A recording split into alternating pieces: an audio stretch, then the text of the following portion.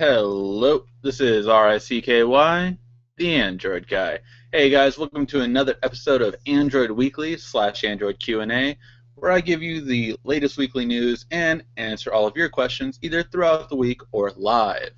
So, if this is the first time watching, this is how it goes. First, we go through all the articles that happened this week, and I tell you my thoughts about them. Second, we go over the questions that were asked during the week. I think I have about 5 this week, as well as if you have any questions now, please leave them in the comment section down below, and I will answer them live. So any questions you have about Android, mobile stuff, or just anything in general, feel free to ask, and I will answer them in the comment section down below after the first 2 segments. If you're watching this later, we do have this email right here, asktheandroidguy@gmail.com, where you can submit a question just by putting the subject line question and then asking your question, and we will get to those as well. And I'd like to say, damn you, William Willett. I'm very tired right now. If you didn't know, fun fact of the day, William Willett invented daylight savings time in 1905. Damn you, damn you. All right, so on the first topic we have today, Samsung Galaxy S5 is going to give you over basically 575 freebies. This is a lot of freebies. Now, I'm not sure if this is going to be every version of the Galaxy S5, but, I mean, it's just really still, impressive. So this is some of them, how it's broken down for you guys, just so you know. So you have basically certain things like, Runner Keep, a year free premium subscription service, $20. I'll see. Some of these are the same though, like the same kind of like fitness apps. Like these 3 seem like they do pretty much the same thing in different ways, but you have them. This is by far the biggest one. The Wall Street Journal, you get 6 months free entirely, which I guess would cost you $160. Dang, that's expensive. You also have PayPal. You have LinkedIn. You have Cut the Rope too, which, if I'm not mistaken, is not out yet on Android. Is not out yet on Android at all. So that's kind of cool that you get that there. Or is it out? I forget. But either way, you get $10 in-game credit for it. Box, Evernote. So you have all these cool things that are available to you for buying the device, and I guess they add up to over $500, which again is pretty impressive. The fact that they're giving you that much for getting the phone that isn't probably going to be what, $699, so $700. So for $700 you get $500 worth of stuff. I'm not saying you're going to use all of them, but you're getting it for free, so you're not going to complain about it either. And it's really cool that OEMs are starting to offer services like that for free, which they should, and because once people like them, they get hooked on them, and that's the hook, of course. Another news, we see that Apple introduced Carplay, which is essentially a way to link their service onto your phone.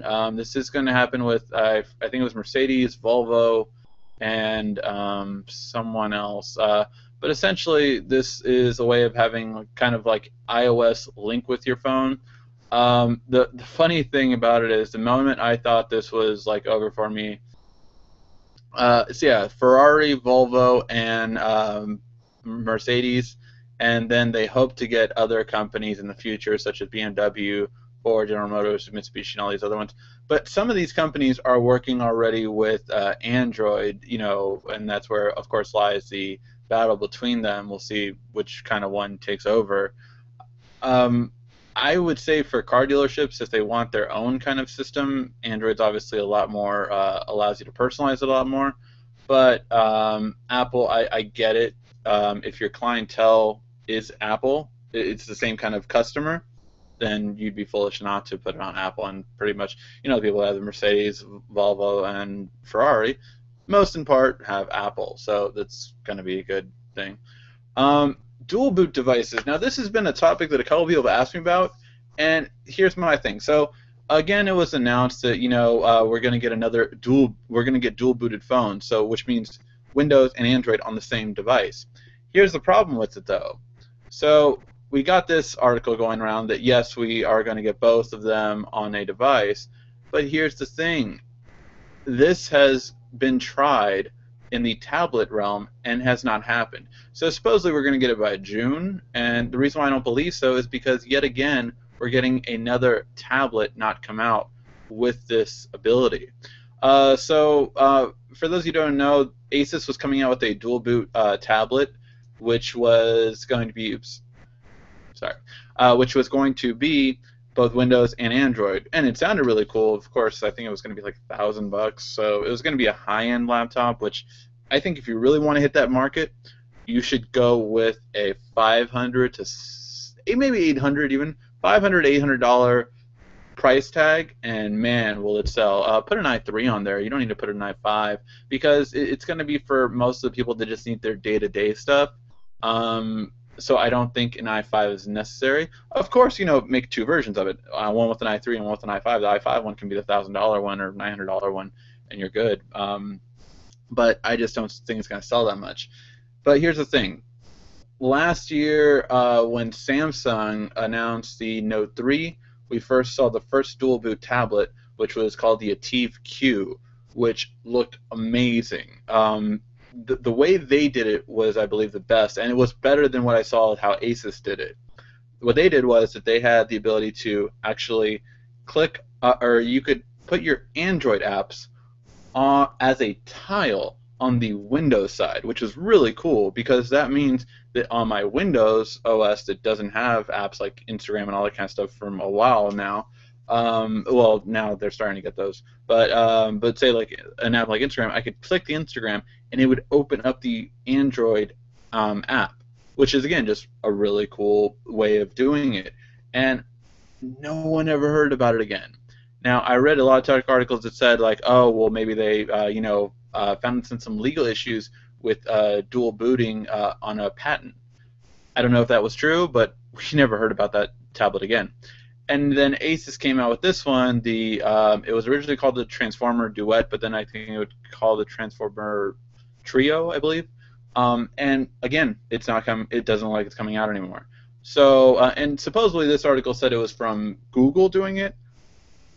Maybe it's Windows who doesn't want it. I don't think either of them. I don't think either of them is really too crazy about the idea, because Google wants to replace everything with Chromebooks and maybe a new iteration of Android for laptops, which I still believe that when we get 5.0, I believe 5.0 will be a launching pad for a laptop-based Android system. I think it's going to be either the combination of Chrome and which is what they're doing. Now Chrome apps can be put into Android very easily. So I think that's where we're eventually going to get. Again, that's my speculation. Tablet market share has changed dramatically as well. So for tablet market share, we did actually see a big change on here. So we can actually see that the entire landscape has changed, as now Samsung is the second most, but the main thing is that Android actually now far surpasses Apple. Whereas last year we saw 52 to 45. Now we see Apple iOS having 36 to 61. Now keep in mind, Apple actually sold more, so 61,000 compared to 70,000. Apple still sold more, but Android went from 53 to 120, so it did sell a lot more as well. Microsoft also increased a little over 1% and almost 3 million of a difference. Now, in terms of manufacturers, Apple is still king when it comes to this. You have went from 61 again to 70, but it changed from 52% only down to 36%. Whereas Samsung went from 7.4, only selling 8 million. Look at this, 61 to 8 million, now 70 to 37 million. So Samsung grew tremendously.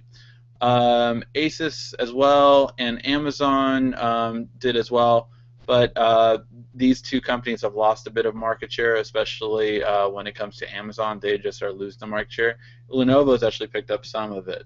So it's really kind of interesting to see how these companies are continuing to gain or lose market share in the tablet realm.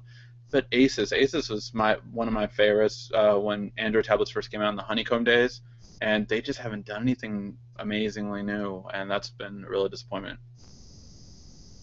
Sorry, guys, I have to talk the whole time, so I will be drinking from time to time. Of course, Apple's and Samsung's first trial has finally started wrapping up. So this is really an interesting thing in the Wall Street Journal that essentially that we had the ability to see our. I have to click another link. There we go. So this one I can show you. So what happened was that Apple was awarded 930 million worth of damages, but they cannot ban Samsung products according to the final judgment.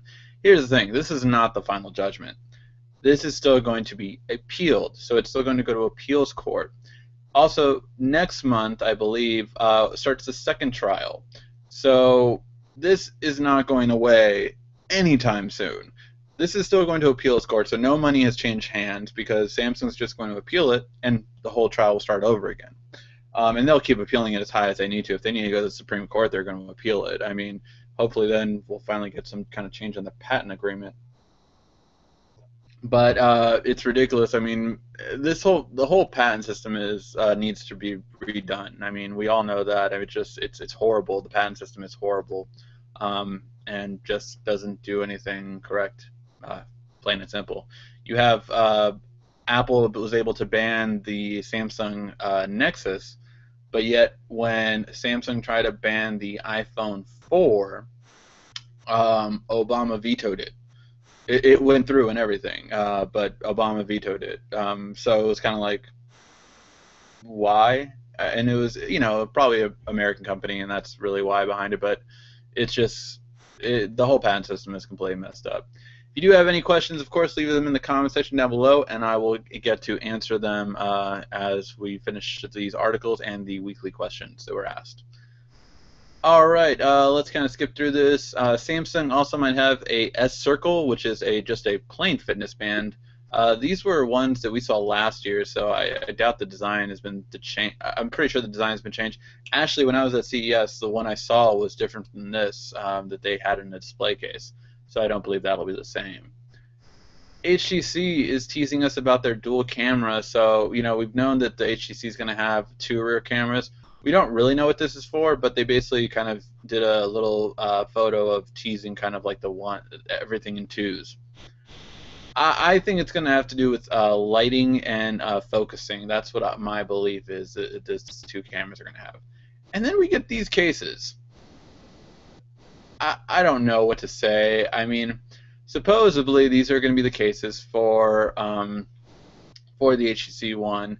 Here's where I see the problem. One, this is an IPS display, so it's not like an AMOLED screen that you can really have certain parts of the screen on, and it's not going to drain your battery that much. This will drain your battery. I mean, unless they have like a secondary screen that's going to be thicker in order to be able to do this, but man, this will drain your battery. Second of all, the reason why I don't like this is because if I can't answer my phone, then this is worthless to me. Yes, it protects my screen, but I can't answer my phone, which is why I didn't like I wasn't a biggest fan of the original Samsung covers. When I like the cover, I like this one because I can answer the phone through the screen, and I'm not covering up my camera when I flip it around. This is why I like those covers. I didn't like the fan of the original covers. Like, I got over that real quick. I just didn't see the benefit in them really that long.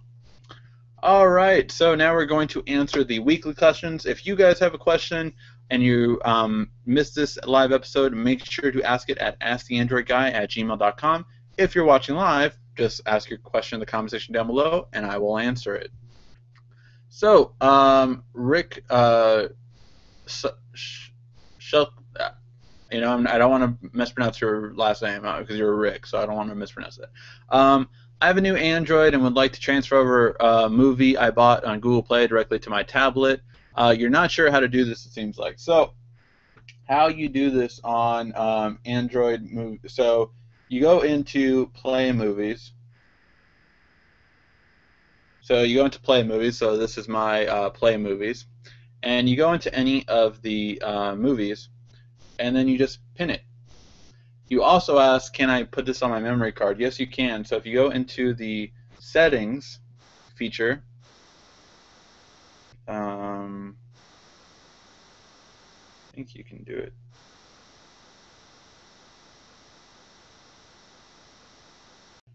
Or maybe you can't on. That's interesting.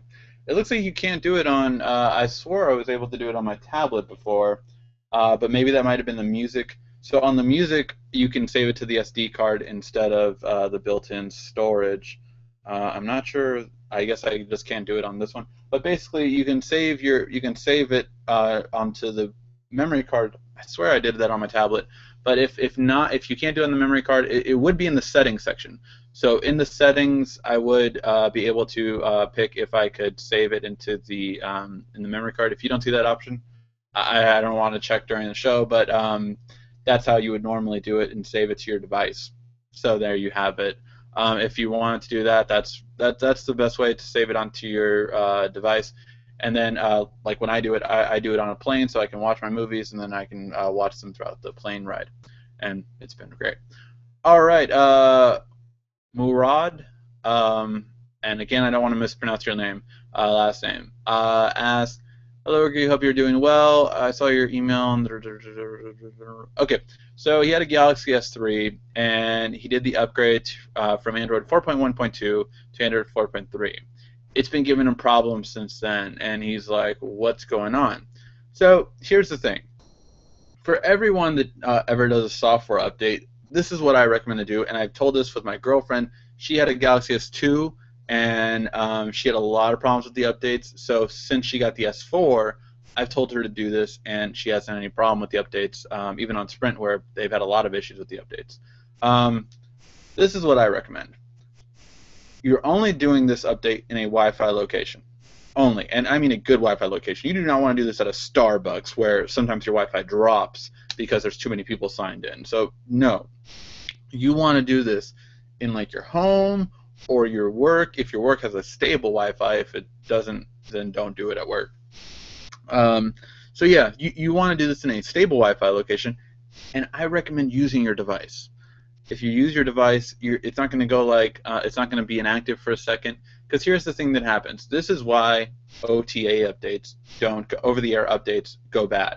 Because for 1 second your Wi-Fi drops off or your internet drops off, and guess what? The package is then just processed wrong.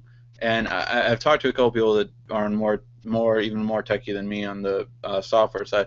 But yeah, I guess something goes wrong where it installs it, and because you're just installing the update, you're not restoring the device. So this is what's going wrong.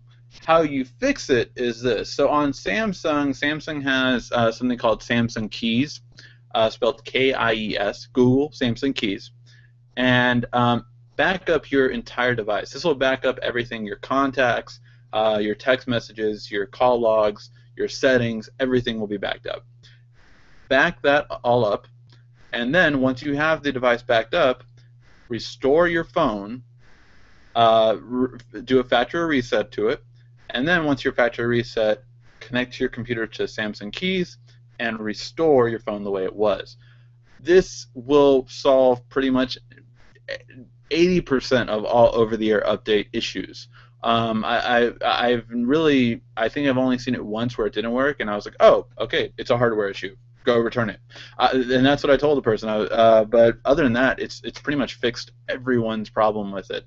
So this is what I recommend doing. If you ever do an update and it did not work properly, that's what you do. You have to factory reset your phone.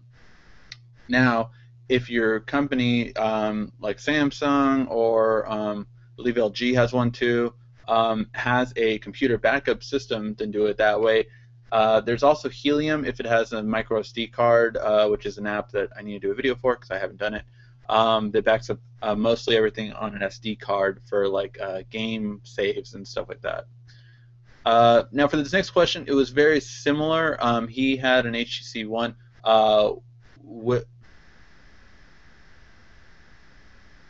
Mr. Galvez, W. Galvez, I don't want to mess up your name either, asked, he has an HTC One, he upgraded from Sense 4.5 to 5.0, and his battery's been draining like crazy. Again, I would do the same thing, factory reset your phone. Once you have a factory reset, I don't think HTC has a restore program on their computer off the top of my head. If they do, then use it. But I don't recall if they have one off the top of my head. They have a new software backup, but I don't know if that only applies to HTC One and up, and HTC One Plus or One X Plus, what it was the year before.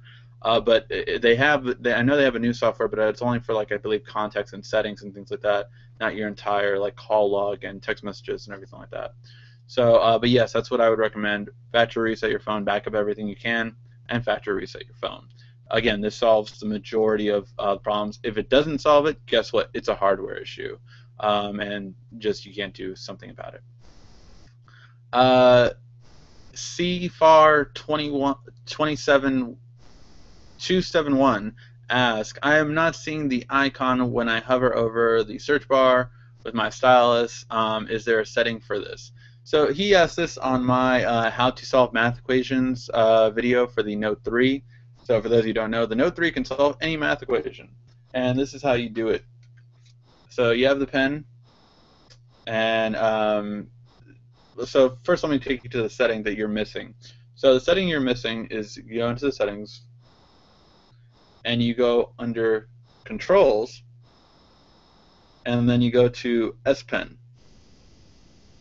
So you go to S Pen, and then in the S Pen section, you have Direct Pen Input. This one right here is what's not highlighted. So once you hit that, turn it on and turn on the input, the text suggest. This will allow you to, when you hover over it, to have that pen icon highlighted. And then, of course, you just do what we did before, which is click the button, go into S Finder, hover over, tap the pen icon, and then just hit the formula button, which you can't see because of this. But yeah, hit the formula icon. Damn it. See it? Yeah. So hit the formula icon, and then you just write out your equation, and then it'll solve it in every single way possible. Which, if you need the derivative, the range, the whatever you need, it'll solve it. All right, guys, we have one more question. If you have your own question, feel free to ask in the comment section down below, and I will answer all of your questions live.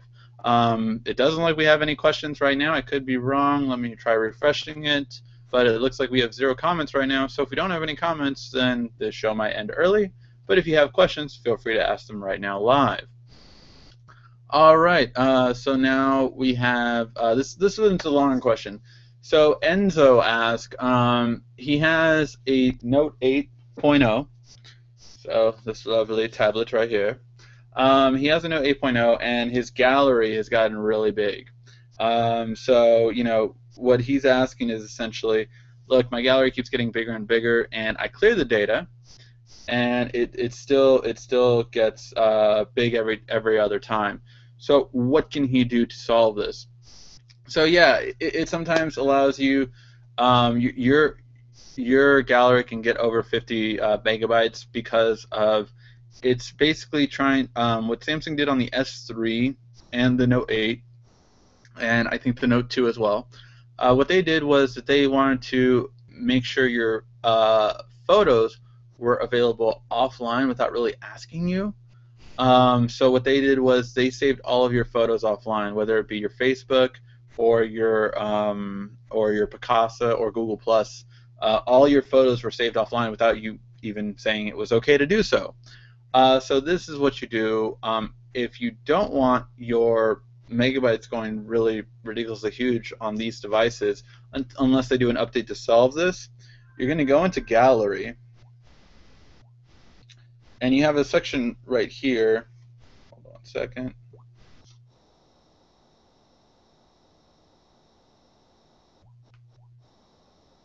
Some stuff had personal information, so I can't have that, of course. So you're going to go to a section that gives you content to display. When you tap content to display, you are going to not select Dropbox, Facebook, and Picasa.